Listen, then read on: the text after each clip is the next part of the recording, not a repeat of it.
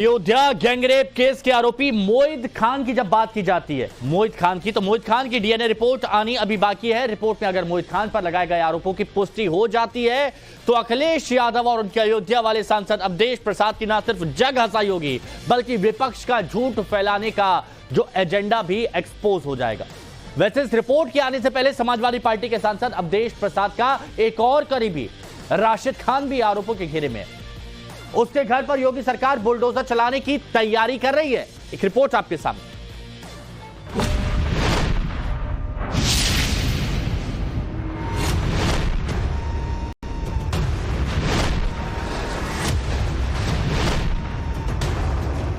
बारह साल की बच्ची से गैंगरेप का आरोपी मोहित खान अब कितना भी प्रायश्चित कर ले लेकिन वो तब भी नहीं बचेगा। मोहित खान की संपत्ति पर बुलडोजर एक्शन नॉनस्टॉप जारी है और अब डीएनए टेस्ट की रिपोर्ट आएगी। दूसरा आरोपी और मोहित खान का नौकर राजू खान जेल में है, उसका भी डीएनए टेस्ट होगा। जबकि मोहित खान का सहयोगी राशिद खान फरार है। बुलडोजर एक्शन के लिए उसकी संपत्ति की जांच चल रही है। जैसे ही डीएनए टेस्ट की जांच रिपोर्ट आएगी और मोहित खान के पापों पर मोहर लगेगी तो अखिलेश कैंप पूरी तरह से बेनकाब हो जाएगा, क्योंकि अखिलेश यादव की पार्टी के पोस्टर बॉय यानी फैजाबाद के सांसद अवधेश प्रसाद का राइट हैंड माना जाता है मोहित खान, और इसके लिए पुलिस की टीम फैजाबाद जेल में बंद मोहित खान का सैंपल लेने गई है। अब मोहित खान को रिमांड पर लेकर उस मोबाइल को भी रिकवर करने की कोशिश होगी जिसमें उसने मासूम बच्ची के बलात्कार का वीडियो रिकॉर्ड किया और फिर अनगिनत बार मासूम को अपनी हवस का शिकार बनाया। मुख्यमंत्री योगी आदित्यनाथ 2 दिन पहले जब अयोध्या में थे तो भदरसा गैंगरेप कांड पर हो रहे एक्शन की अपडेट ली। इसके बाद अगले दिन सीएम योगी ने निषाद समाज से जुड़े प्रतिनिधियों से मुलाकात भी की और फिर गुरुवार को खबर आई कि मोहित खान का डीएनए टेस्ट कराया जाएगा। पीड़िता के भ्रूण से उसके जीन का मिलान कराया जाएगा।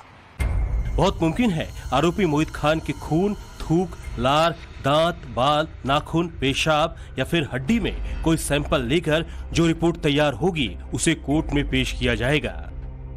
ये अपने आप में दिलचस्प है। अखिलेश यादव ने मोहित खान का डीएनए कराने के लिए चैलेंज किया था, जिसे योगी ने एक्सेप्ट कर लिया। कोई पॉलिटिकल पार्टी, अगर समाजवादी पार्टी ये बात कहती है कि डीएनए टेस्ट होना चाहिए, कैसे मुख्यमंत्री हैं ये, इन्हें कौन राय दे रहा है? ये कानून किसका संशोधित है? ये इन्हीं का संशोधित कानून है 2023 का, जिसमें ये कहा गया है कि डीएनए टेस्ट होना चाहिए अगर 7 साल से ज्यादा किसी की सजा का कोई प्रावधान है तो क्या गलत मांगा? और उनके परिवार के लोग कह रहे हैं आपके सांसद के साथ बैठ रहा है, खा रहा है, उनके साथ चल रहा है, लेकिन इस प्रकार के, और यह अति पिछड़ी जाति से जुड़े हुए एक बालिका से जुड़ा हुआ मामला है और इस प्रकार की घटिया हरकत में वह लिप्त है, लेकिन तब भी उसको हल्केपन से उड़ाने का काम होता, यानी हल्केपन से लेने का काम होता है। अखिलेश दिल्ली की राजनीति में व्यस्त हैं और योगी लखनऊ में बैठकर पीड़िता को इंसाफ दिलाने की मुहिम में जुटे हुए हैं। हर एक्शन पर खुद नजर रख रहे हैं, पीड़ित परिवार को ढाढ़स बंधा रहे हैं। योगी के हर आदेश को अमल में लाते हुए प्रशासन आरोपियों पर चौतरफा शिकंजा कस रहा है। खुलासे के मुताबिक मोहित खान के सहयोगी राशिद खान की पुलिस तलाश कर रही है।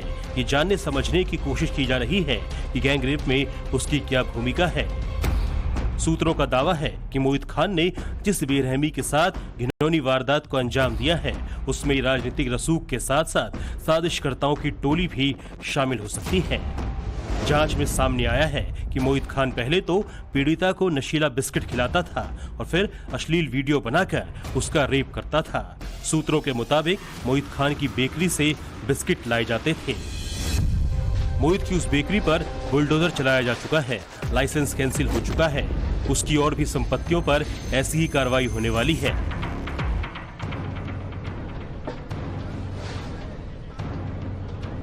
कि ये जो मोहित खान है और उनका जो सहयोगी है उनका राजफास होगा, जो सच्चाई है जनता के सामने आएगी और डीएनए टेस्ट के द्वारा जो भी सच्चाई है सबके सामने आने से एक लोगों के अंदर विश्वास जगेगा कानून के प्रति भी, और कम से कम इस तरीके की घटना करने वालों को एक सबक मिलेगा कि वो कभी भी ऐसी घटना करने की हिम्मत ना जुटा सकें। गलत किए हैं, गलत का उनको हमेशा सरकार से मैं आग्रह करता हूं कि उनको सख्त से सख्त कार्रवाई करके उनको जेल में रखा गया है, फांसी दिया जाए। ये जो है उस किसी को बेगुनाह फंसाया नहीं जाए और किसी के साथ जबरदस्ती ना किया जाए। अगर लड़की के साथ बलात्कार हुआ है तो उसका जांच पड़ताल हो करके जो दोषी है उसके सख्त से सख्त कार्रवाई होना चाहिए। सरकार सख्त से सख्त कार्रवाई हो और उनको फांसी की सजा दी जाए। अयोध्या गुस्से में है। मोहित खान की हैवानियत को नाकाबिले बर्दाश्त बता रही है। योगी के बुलडोजर एक्शन पर अयोध्या की पब्लिक ने मुहर लगा दी है। आरोपियों की धरपकड़ को अयोध्यावासी ठीक मान रहे हैं। इसे मजहब या राजनीति से ऊपर उठकर योगी का इंसाफ बता रहे हैं। इसी कड़ी में सोहाबल इलाके के एसडीएम भदरसा पहुंचे और अधिकारियों के साथ सरकारी स्कूल की जमीन पर अतिक्रमण की पैमाइश की गई। खुलासा हुआ है कि सरकारी जमीन पर अवैध कब्जा करके दुकानें बनाई गई। इनमें ज्यादातर मीट की दुकानें हैं। क्या इन जमीनों पर कब्जा कराने में मोहित खान का कोई हाथ रहा है? इस कनेक्शन की भी जांच की जा रही है। मोहित खान की सियासी रसूख पर बवाल मचा तो अखिलेश यादव ने कमेटी के गठन का दावा कर मामले से पल्ला झाड़ना चाहा, लेकिन 3 दिनों के बाद भी ये कमेटी मोहित खान पर एक्शन लेने की कोई सिफारिश नहीं कर पाई। अखिलेश यादव इसके बाद दिल्ली की सियासत में बिजी हो गए। उनके किसी डेलीगेशन ने मासूम का हालचाल लेने की कोशिश नहीं की। सांसद अवधेश प्रसाद भी घटना के इतने दिन गुजर जाने के बाद भी पीड़िता या उसके परिवारीजन से नहीं मिले। समाजवादी पार्टी से जुड़े मोहित खान ने अयोध्या के दामन पर दाग लगाया तो बीजेपी हमलावर हो गई। अखिलेश के उस नैरेटिव को तोड़ना शुरू कर दिया है जिसमें बीजेपी के फैजाबाद में हिंदुत्व कार्ड फेल होने का डंका पीटा गया। मिल्कीपुर विधानसभा के उपचुनाव में भी इसे मुद्दा बनाने की प्लानिंग कर ली है। खुद मुख्यमंत्री योगी आदित्यनाथ ने मिल्कीपुर का चार्ज संभाला है और सबसे पहला फोकस गैंगरेप केस में बैकफुट पर आई समाजवादी पार्टी को लपेटने का बनाया है। बीजेपी को लगता है कि ये मुद्दा उस रिचार्ज की तरह है जो उनके अभियान में जोर ला देगा। भदरसा के कांड ने यह प्रमाणित कर दिया कि वह किसके साथ है। सरकार रहने पर वो जिसके साथ थे, सरकार न रहने पर भी वो उसके साथ हैं और सरकार जब आगे आएंगे तब भी उन्हीं के साथ रहेंगे। इसलिए जो पिछड़े समाज के वह लोग जो बहकावे में, धोखे में उनके साथ चले गए थे, उनका भ्रम समय से पहले टूट गया है और वो फिर राष्ट्रवाद की भावना के साथ मोदी और योगी के साथ रहेंगे। वहीं उनकी इज्जत भी सुरक्षित है, वहीं उनका सम्मान भी सुरक्षित है। अब सवाल ये है कि अयोध्या गैंगरेप केस में डीएनए मैच नहीं हुआ तो मोहित खान का क्या होगा? तो दावे के मुताबिक मोहित खान को कानून के पचड़े से मुक्ति नहीं मिलने वाली।